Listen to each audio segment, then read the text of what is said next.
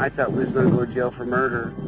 There was times I was saying we need to go back. There was times I was saying we need to go get help. You know, I mean, it went back. Everybody was going back and forth, you know, in their own minds and between each other. When we got back there and we looked around the area and we couldn't find Travis, that's when it hit Mike. The most shook up one was probably Steve. He was only like 17. I think he actually lied about his age to get conflicts here and there, you know.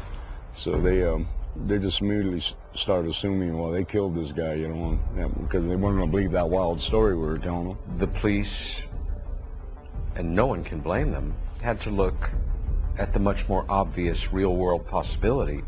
Working, tough blue-collar guys, even though they were friends, there was a falling out, there was a fight, an argument, and one way or another, Travis lost his life.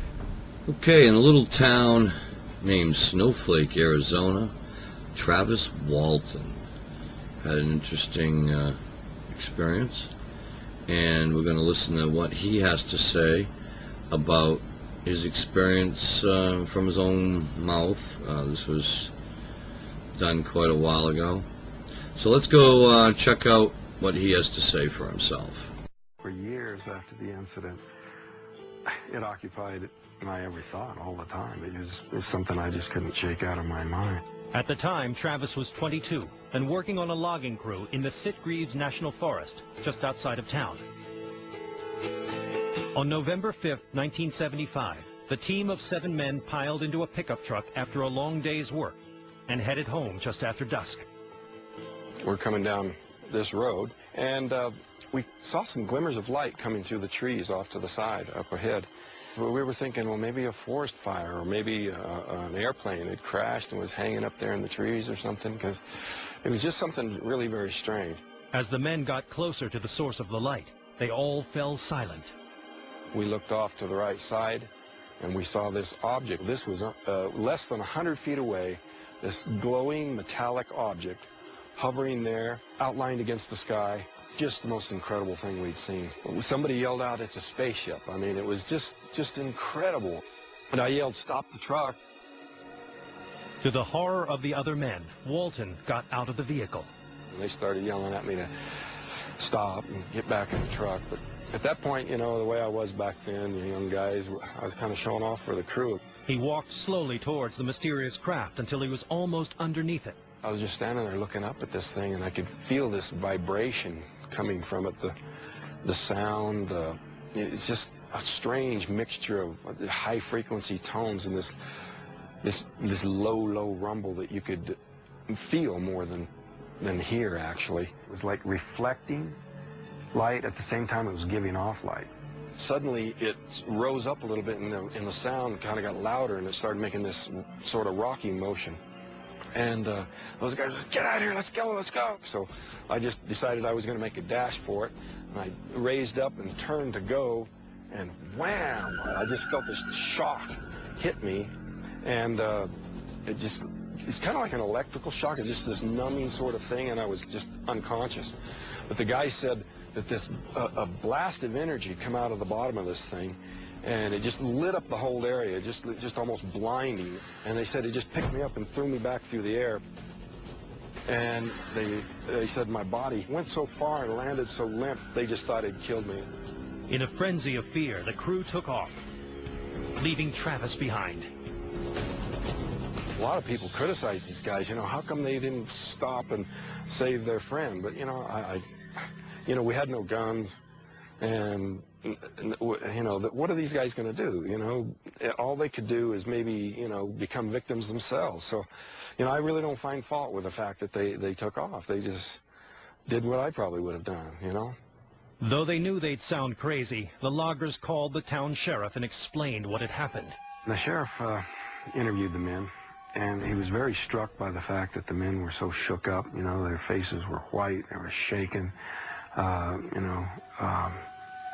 One of the guys was still crying, and so they were convinced that something very serious had happened. 3 of the loggers came back to the forest with the sheriff and other law enforcement officers later that same night, but no trace of Walton could be found. The next day, his disappearance launched a worldwide story and a massive hunt. There was over 50 men combing this area, 4-wheel drives, men on horseback. There were airplanes and helicopters crisscrossing the area. They even brought in tracking dogs. But after 4 days of fruitless searching, it became clear that no one knew where on Earth or elsewhere Travis Walton Where was. my eyes could focus, I saw this creature standing over me. They were small, just a little over 4 feet tall. They had a mouth and a human arrangement of features, and their features were small except for the eyes, and the eyes were huge. Another group of aliens then held Walton down and placed a mask over his face. That was the last thing I remember. I woke up lying face down on the cold pavement here in the dark, and I could see a light coming from above. I looked up to see this craft hovering there. You know, it was just there for a second when I looked, and it was shot straight up and was gone from sight almost instantly. Walton found himself near the town of Heber, 30 miles from where he had been abducted. He stumbled into the deserted town and called his family from a payphone.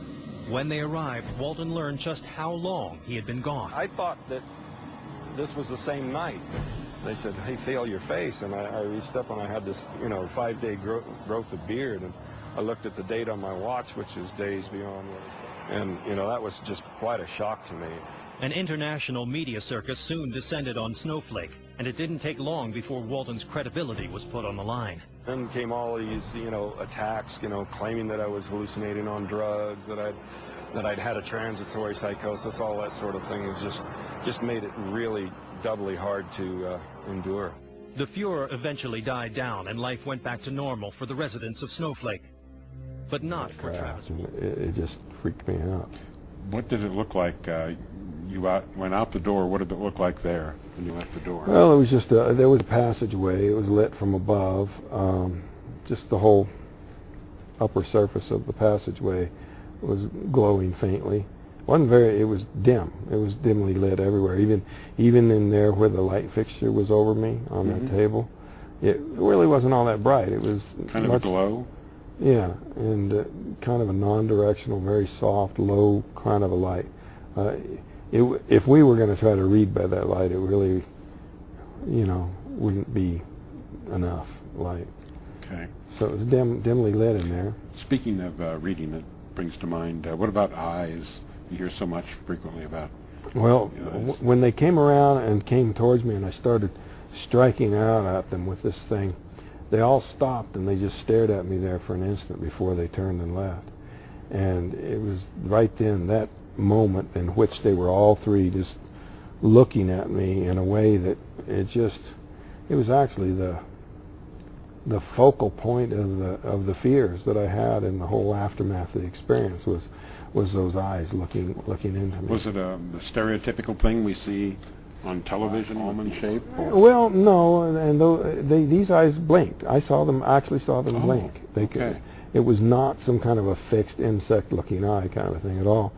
But there was a look there, not from expression, but I don't know how you know how if at the zoo you look at an ape and they look at you and there's something different about what you see in the eyes of an ape compared to other animals, It's kind of like that, There's a sort of, Was it a pupil and iris type thing? Yes. Yeah, oh, really? It was. Oh, and the size of a human's? Very large eyes, Okay. Were their heads larger, or? Yeah, their heads were pretty big for their bodies. Okay. Yeah. Was And it hairless. Triangular shape? Well, they had small jaws. The lower part of their face was small, and then the upper part that would correspond to our cranium was pretty large. Okay. Oh. Again, after you had gone out into the hallway, what was your experience? You, I believe, went in the opposite direction. You said they went to the right, you went to the left. Yeah. What was your experience moving from there? Well, I was just trying to get away from them and out of there any way I could. Just kind of a mindless, flight, like you say. But the passageway was curved, and curved so tightly that I couldn't see very far ahead and couldn't see behind me to see if they were chasing me. So I was just kind of in this torn situation of running from something, I don't know if it's there, and running toward I don't know what, because I can't see that far ahead. What about your experience about any other part of the ship that you got to. What did that look like? Well, the entire surface of the inside of that ship was a metallic, was sort of a matte, non-reflective look, and pretty featureless. There weren't buttons and lights and dials and stuff all over the place like you'd see in a science fiction movie. It was a very featureless environment, very clean. But the one hope that I had of finding a way out was this this one room I came to that had some kind of a some controls on a chair that I thought might, you know, open a door or be a way out. Was it one of those stylized looking chairs? It was curved, sort of sculpted. Everything in that place was very rounded and sculpted. You know, the doorways and where the walls met the floor and all that.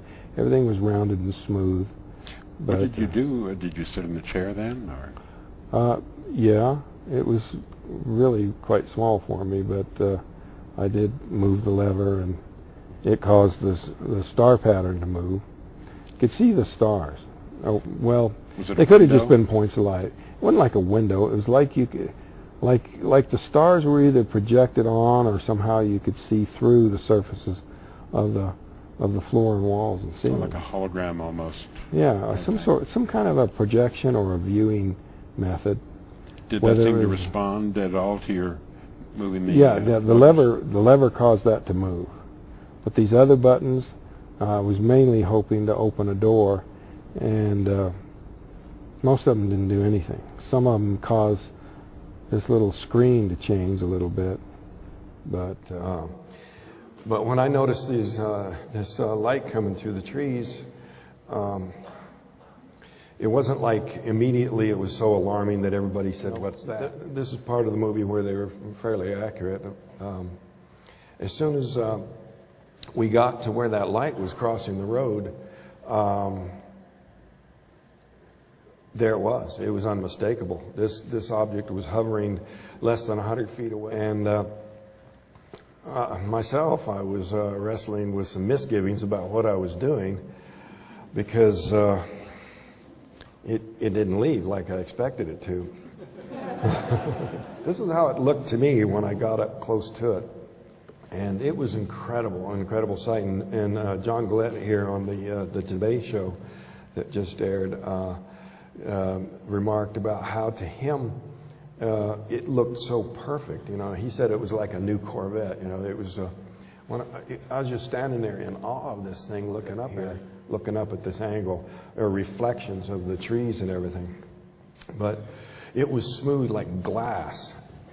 But this light kind of lit up everything with kind of a strange sort of a glow. Down in a crouch, and I raised up to sprint back to the truck, and at that moment, bam! It was just like I'd been hit. Didn't see it coming. And add that